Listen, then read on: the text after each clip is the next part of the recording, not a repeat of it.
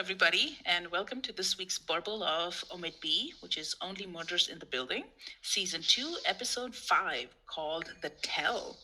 We see Jan and Charles discussing to see if Jan can help with identifying the killer, theorizing and speculating that the killer might be an artist who loves storytelling, which could be an important clue. We also see Alice and Mabel host an art party at Mabel's place, and they play Son of Sam killer game. Mabel discovers an important clue with some blood spots on it that also could be another clue. So, Rena, what did you think of this episode? I maybe it's too morbid, but I love that Son of Sam game. I just found it so fascinating. Like, did they make this up for the series, or does this really exist? I don't know. I just love that they paid like a little nod to the '70s with introducing the game. But I agree. I think it's such a fun game that the killer kind of pinches somebody in the dark and they're dead, and then you have to like Sherlock Holmes deduction your way into the Son of Sam killer. But I love it. But what do you love about the game?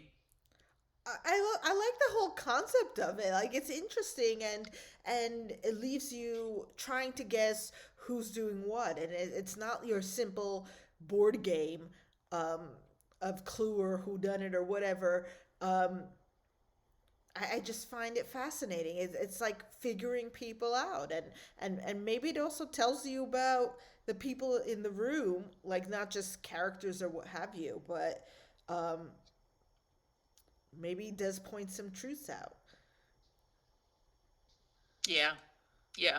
I liked that they showed different eras where they play the Son of Sam. First, it's like the '70s. Then I feel like it's maybe a couple of decades after, and then a couple of decades after. So I feel like yeah. I mean, the wigs was just no comments on the wigs, but yeah, I loved how they showed that the Son of Sam is sort of like a classic game that can be played, in any decade by anyone um, who's willing to kind of role play a little bit. All right, but I got a comment.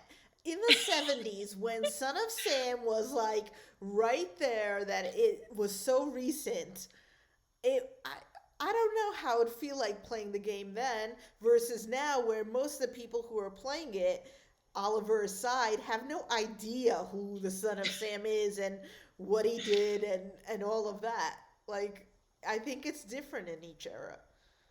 That's true, but that is true. But I think the appeal is the allure of the murder mystery, right? Like who done it? Yeah. Like it's almost like a omit B within a omit B kind of a thing. Which actually, you said something that's interesting, and I don't know the answer to this. Is Son of Sam a real game? I don't know if you know. I don't. I forgot to look it up, but I do want to know. Yeah, Or something like it. I mean, I guess you could create something like that if you wanted to, but I do wonder at it.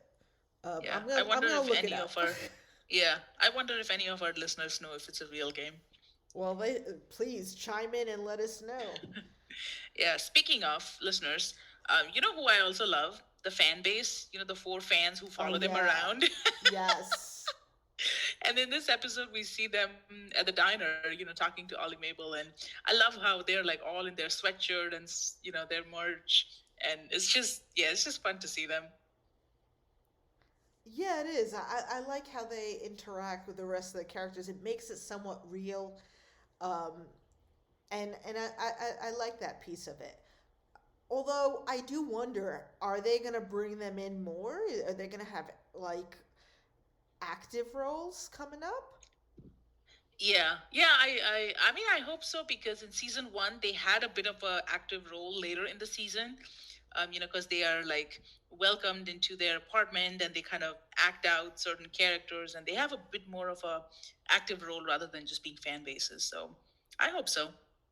I do too. Wouldn't it be wonderful if someone from the fan base figured out who the killer was? Like, I love that.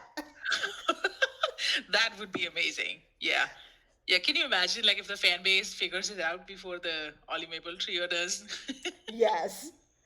Like, uh, I don't know. Not that that would happen, but I just think it would be cool if it did. yeah, speaking of solving the murder. So there's speculation that Alice may be the killer, but Honestly, I don't think so because they speculate in this episode, and that's just like a giveaway, right? That's just too obvious. And then the party kind of turns grim when Oliver starts getting real with Alice, like probing and prodding with his questions, and Alice kind of admits a lot of things about her life are lies, and but I don't know. I don't think she killed Bunny. What do you think? I don't think she killed Bunny. I think she has some sort of agenda. She must. Like, how do people Hmm. just spring up in your life like that? And it feels like there was an aim about it, and it still feels like that way to me. And I don't know how to place her. So no, I don't think she killed Bunny. I can't see why she would. But I don't fully trust her either. I don't Yeah. know. I don't know. Like, is she gonna settle in as Mabel's girlfriend? She has nothing to do with anything going on. Mm, not Yeah, I mean, I sure. wonder about that. But also, we have to remember, although I think you and I are both on the same page. We don't think Alice is the killer, but there is that painting involved, that, the savage painting. So we still don't, I guess there is sort of an indirect connection between Alice being an art dealer and that painting, but I don't know. That's true. Too Oh, obvious. well, you know what? For first season, it was Charles's girlfriend. Second season, it's Mabel's girlfriend. That'd be a giveaway. I don't know. Well, I didn't think it was Jen. I didn't think she had done it. That blew Yeah. me away. Yeah, but they never speculated on Jan in the first season. There was like no indication whatsoever, not even like anybody speculating that, oh, could it be Jan? So we don't know. No, we don't. But what do you think about the clue? Is that going to lead to finding the killer? Uh, what clue are you talking about? The matchbook. Oh, the matchbox with the blood spots on it. Yes. Yeah, I don't know. I mean, it is an important clue, but I think somebody or the police, who's that inspector, the detective, Yeah. I think they may have to like run some DNA blood test or something to see if it, I don't know, maybe Teddy Demas or Theo. But I feel like it could be an important clue if they run some tests on it. But I think that would be too obvious. Like, okay, Teddy and Theo, they just got, they are sort of waiting trial for the first murder, so their DNA is already in the system. But I don't know. I think it'd be too obvious. I don't think that clue is gonna reveal much. But what do you think? I don't know. They certainly didn't hand it over to police to run the DNA, and they can't do that stuff themselves. So I guess they'll just be speculating or trying to work something in there. But I think it's going to be impossible. I mean, a normal person, citizen, I don't know how you take stuff like that and get information of it. That's true. That's true. Oh, you know what? I also thought of another sort of suspect. You know that Ivan, the diner waiter? Like, Yes. he seems to be sort of too genuine to be the killer. But we do see like a glimpse of the person who supposedly met Bunny on her last day at the diner. So they may or may not be the killer. But what do you think about Ivan? I don't know. It could be. Do you I don't know if our viewers or you have seen The Office where they play that uh game with the murder mystery, and Dwight says you don't suspect the person who's most likely to do it. You don't suspect the person who's the least likely. You find the medium person who's the suspect, and that's who it is. And he fits that description for me. He's like, he's not obvious, he's not the least likely, he's right there in the middle, and maybe it's him. Yes, yes. I think that's the name of the episode. I think it's the murder, where they're sort of yeah, trying to solve that. But again, yeah, that I actually didn't think of that. But yeah, that that episode reminds me of that Office episode, which was Yeah. great.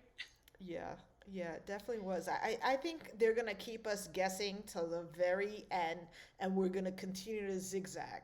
Although I will Yeah. say Jen makes another appearance, so my theory of, them falling back in love or starting something could happen. I don't know. I think it's too obvious for her to be the killer. I don't. I think that's just gonna be like a sort of like a cop out almost if they have Jan be the killer.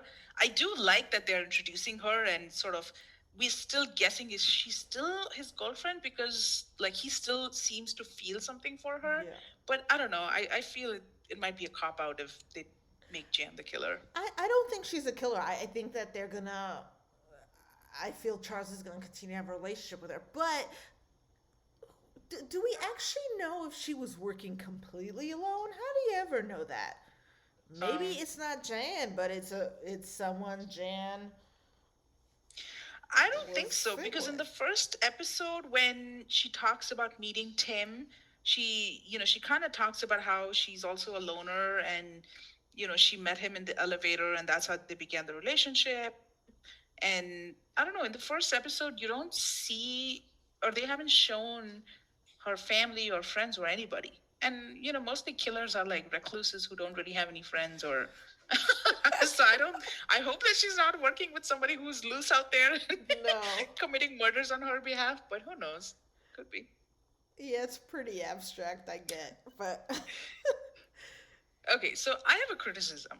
Um, I know Cara Delevingne and Selena Gomez are BFFs, they're best friends in life, but their on screen chemistry as lovers is not believable to me. Like, I just don't see the romantic sparks between them. And even when they kiss, it's more of like a reserve kiss where it looks like they're acting, but they're not really into it. But I don't know, do you feel that way between them? well, I certainly didn't know they were BFFs or had any sort of, thing outside, but now that you mention it, yeah, it is hard to believe. Um, I'm not sure why. Maybe they don't have that chemistry with each other. Um, Maybe it's the way they've played the scene or set up the scenes, but like there's a hint of things. Not really like you don't see the super flirting chemistry, the back and forth, the sizzle. You don't get any of that. So what is that? The acting? Is it the just the natural way of it? Is it how they wrote the characters? I don't know, but you make a great point with that. Yeah, yeah. I don't know if any of the audience has seen that, or maybe it's just us. So, Will takes an ancestry test for his son's school project, and finds out that he is half Greek. Yeah, you wanted me to say it?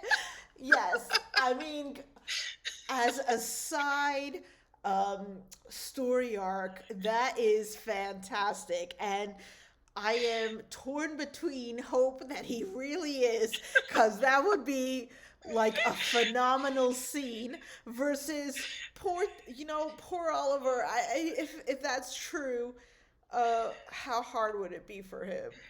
I mean, heck with the killer. I want to see this drama play out. Yes, What a yes, twist! it Oh, is a that great twist. It yeah, is a great yeah, twist. yeah. Teddy Demas being the father of his son. That's a twist I did not see coming, and they've set it up really great. Like, I really want to see what happens in the next episode with that. Yeah. Oh, that is also something I can't wait for. Well, what did you guys think? Let us know in the comments below. Please remember to like and subscribe. And until the next episode, thanks for listening.